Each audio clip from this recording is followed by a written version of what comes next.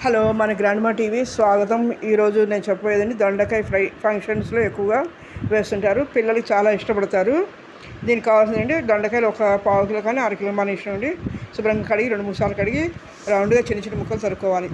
దీనికి కావాల్సిన పదార్థాలు: ఎండు కొబ్బరి, పుట్నాల పప్పు, ఉప్పు, కారం, జీలకర్ర అండి. బేసన్ కూడా వేయించుకుని ఉంచుకోవాలి.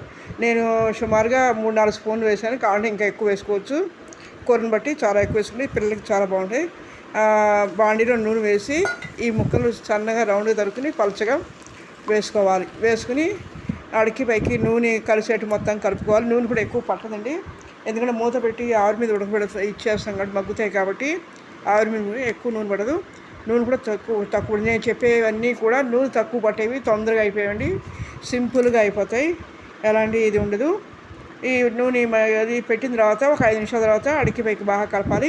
తర్వాత మూత తీసేయచ్చు, అది సన్నటి మంట మీద వేయించాలి. ఆ తర్వాత ఈ వేగేలోపు పుట్నాల పప్పు, జీలకర్ర, ఉప్పు, కారం మిక్సీ పట్టుకోవాలి. కొబ్బరి వేసి మిక్సీ పట్టుకోవాలి.